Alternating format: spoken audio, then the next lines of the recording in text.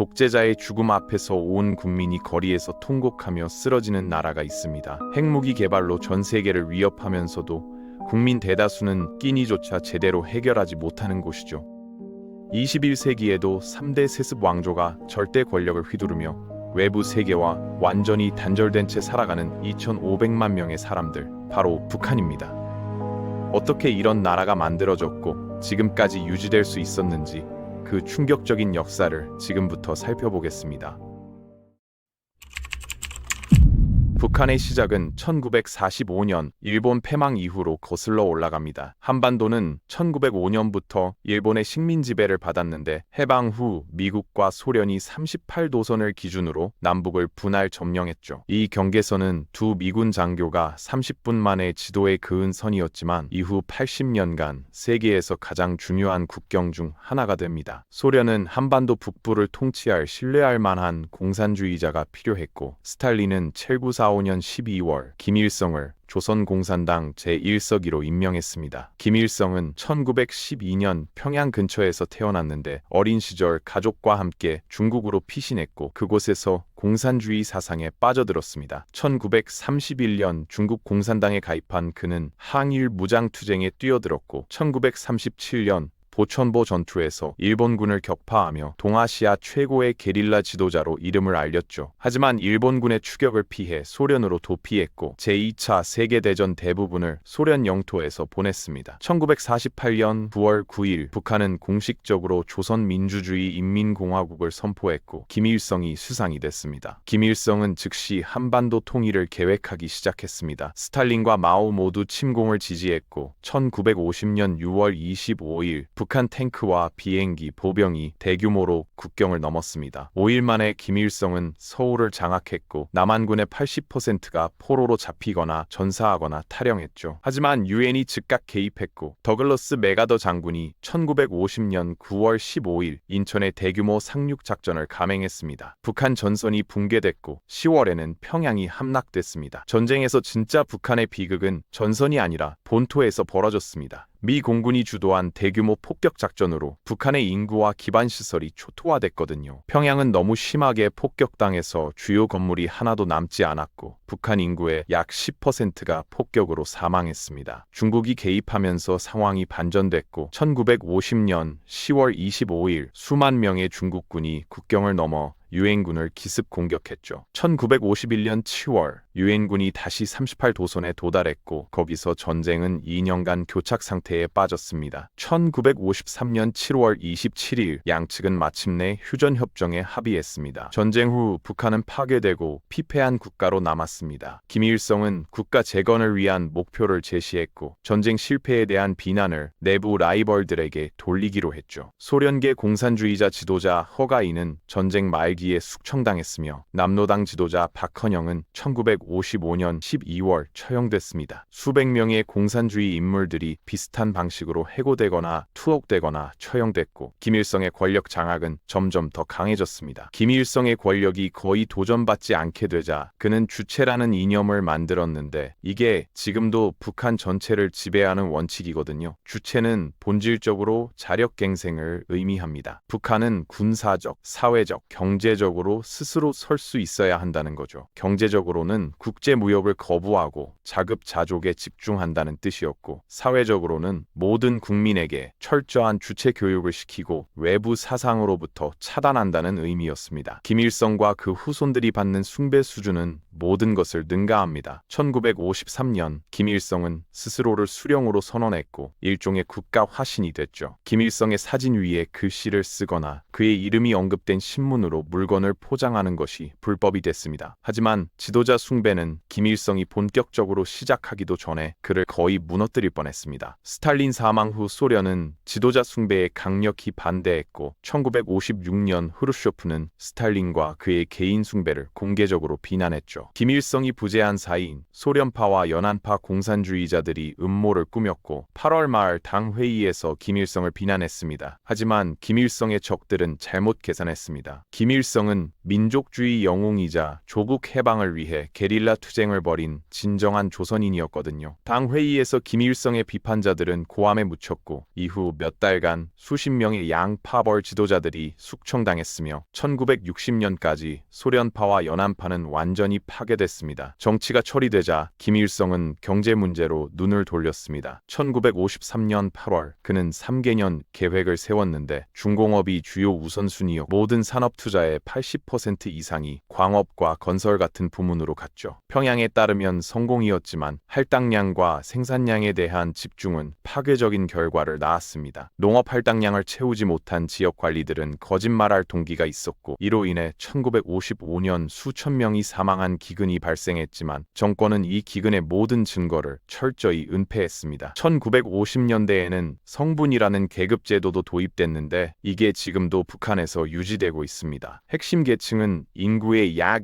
28%, 동요 계층이 45%, 인구의 약 27%가 적대 계층에 속하죠. 성분은 직업, 결혼, 의료, 학교, 심지어 배급되는 식량의 양까지 모든 것에 영향을 미칩니다. 사회적, 경제적 개혁 속에서 정권은 자국민에게 지구상 가장 위대한 국가에 산다고 말하는 선전을 계속 쏟아냈습니다. 하지만 진실은 상당히 달랐고 정권을 나쁘게 보이게 하는 모든 것이나 모든 사람이 대중의 눈에서 제거됐습니다. 북한 같은 정권은 반대자들을 처벌할 방법이 필요했고 김일성 정부가 처음 세운 정교한 감옥과 노동수용소 시스템은 세계에서 가장 효과적이고 무서운 사례 중 일부입니다. 1960년대 김일성은 파괴된 군대를 재건하는 데 집중했고 한 손에는 무기, 다른 손에는 망치와 낫기라는 슬로건을 만들어서 국가 비전에서 군대의 중요성을 강조했습니다. 1966년부터 김일성은 적들에게 공격적으로 나서기 시작했는데 게릴라 침투자들이 비무장지대를 넘어 남한에서 혼란을 일으키는 계획을 세웠습니다. 1968년 1월 17일 밤 31명의 북한 특공대가 비무장지대를 넘어 남한으로 침투했는데 그들의 목표는 서울의 청와대에 침투해서 박정희 대통령을 제거하는 것이었죠. 며칠간 탐지를 피했지만 민간인 남욱군 4명을 만났을 때 문제가 생겼습니다. 북한은 남한 대중이 억압받고 공산주의를 받아들일 준비가 됐다고 자국민에게 보장했기 때문에 군인들은 단순히 그들에게 공산주의의 미덕을 설명하고 보내줬죠. 당연히 그 남자들은 즉시 경찰에 신고했습니다. 남한은 전국을 고도 경계태세에 들어갔고 1월 20일 특공대는 대통령 집에서 800m 이내까지 접근했지만 경찰에 발각됐습니다. 정체가 탄로나자 특공대는 총격을 가했고 31명의 특공대 중 단 한 명만 국경을 넘어 탈출했고 나머지는 모두 사망했습니다. 1970년대 중반까지 북한 경제는 어려움의 조짐을 보이기 시작했습니다. 천리마 운동은 노동력을 지치게 해 생산량이 꾸준히 감소했죠. 서방의 선진 기계 수입은 평양이 빚을 갚을 수 없다는 것이 명백해지면서 중단됐습니다. 1973년 오일 쇼크를 포함한 글로벌 경제 문제가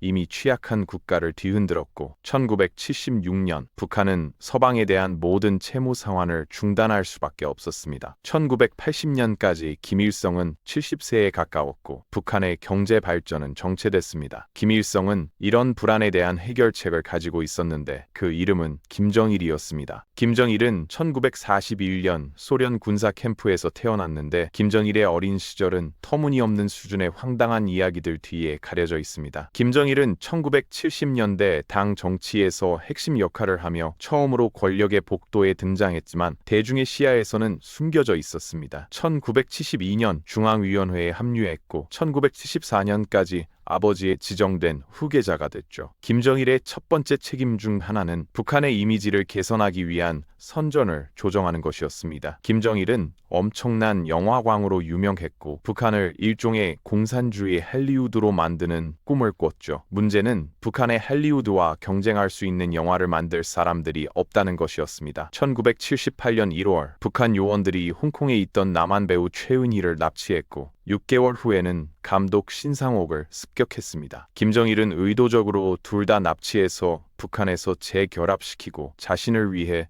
영화를 만들도록 강요한 겁니다. 1994년 7월 7일 정오 직전 82세의 김일성이 향산 지방의 개인 관저에서 쓰러졌습니다. 그는 대규모 심장마비를 겪었고 10월 8일 이른 아침 북한의 위대한 지도자는 사망 선고를 받았죠. 국가는 몇 년 동안 비밀리에 그의 죽음을 준비해왔고 전통에 따라 그의 죽음은 34시간 후에야 발표됐습니다. 김일성의 정교한 국장에는 200만 명이 평양에 모였다고 합니다. 김일성은 금수산 태양궁전에 유리관 안에 안치됐는데 방부 처리된 그의 시신은 오늘날에도 방문객들이 볼 수 있습니다. 김정일의 통치가 시작됐지만 그는 아버지가 아니었습니다. 진정한 혁명적 혈통과 흥미진진한 인생 이야기가 부족했죠. 만약 그가 같은 충성심과 열정을 고취시키려면 그의 선전 기계는 훨씬 더 열심히 일해야 했습니다. 그 결과 북한 선전은 김정일의 삶과 기술에 대한 터무니없는 이야기들을 쏟아냈습니다. 그가 신성한 산에서 태어나 그의 탄생을 기념하기 위해 하늘에 새로운 별이 나타났다거나 평생 수백 편의 영화 대본과 오페라를 썼고 2000년대에는 두 조각의 빵 사이에 끼운 고기 한 조각을 발명했다고 했죠. 1994년에서 1996년 사이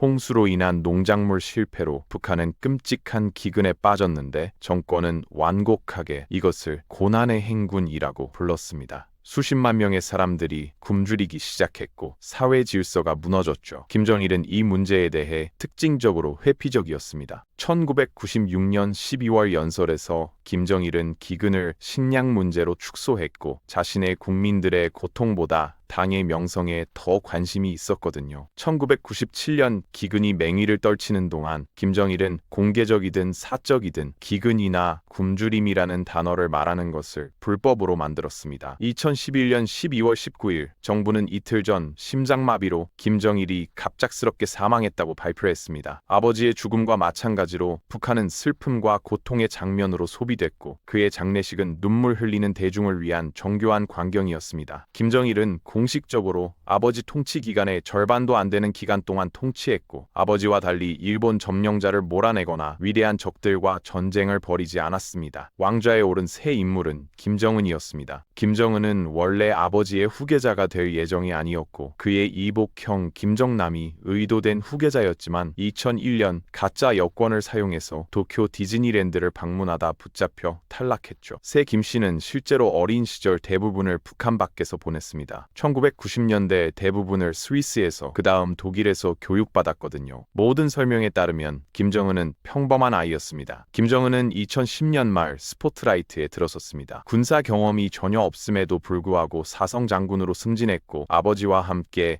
행사에 참석하기 시작했죠. 김정은의 재임 기간의 특징은 군대에서 벗어나 당으로 다시 돌아간 것이었습니다. 당 관료들이 점점 더 가장 영향력 있는 인물이 됐죠. 그럼에도 불구하고 김정은은 핵무기 프로그램을 계속했고 2017년 11월 북한은 첫 번째 핵 탑재 가능 탄도 미사일인 화성 대린 15호를 시험 발사했습니다. 화성 시험은 북한이 미국 본토를 타격할 수 있는 미사일을 가지고 있다는 것을 증명했기 때문에 중요했죠. 북한의 사이버 능력도 무시할 수 없습니다. 2014년 소니가 코미디 영화 인터뷰를 개봉했을 때 대부분의 서방 사람들은 북한 사이버 범죄의 힘을 처음으로 깨달았습니다. 평양은 격분했고 이에 대응해서 북한 해커들이 소니 시스템에 침입해서 이메일, 급여, 대본을 유출했습니다. 북한을 다루는 것은 항상 섬세하고 위험한 노력입니다. 2016년 도널드 트럼프가 미국 대통령으로 선출된 것은 한국 문제와 관련해서 우려를 불러일으켰죠. 2017년 화성 미사일 시험 이후 긴장이 고조된 후 한국의 외교적 분위기가 갑자기 바뀌었습니다. 북한은 2018년 초 서울 동계올림픽에 대표단을 보냈고 남한 대통령을 북한 방문에 초대했습니다. 이어서 6월 싱가포르에서 김정은과 트럼프가 합의했는데 트럼프는 비핵화에 대한 약속을 되풀이했습니다. 잠시 동안 상황이 호전되는 것처럼 보였습니다. 불행히도 이러한 회담은 2019년 10월 결렬됐고 북한 관계의 새로운 시대에 대한 희망은 무너졌죠. 김정은은 핵 문제에 대해 양보할 준비가 되지 않았고 곧 시험을 재개했습니다. 북한의 고립은 2020년 1월 코로나19가 닥쳤을 때 축복으로 판명됐습니다. 국경이 군인들에 의해 경계심 있게 감시되면서 북한이 팬데믹으로부터 스스로를 봉쇄하는 것은 쉬웠죠. 공식적으로 북한은 2020년과 2021년 내내 코로나를 피했습니다. 북한은 2022년 5월 12일 첫 번째 코로나 사례를 세계에 발표했고 정부는 국가 비상사태를 선포했습니다. 2023년은 북한에게 비교적 조용한 해였습니다. 미사일 시험을 계속했고 도발하면 미국과 남한을 파괴하겠다는 평소의 허세 발언을 했지만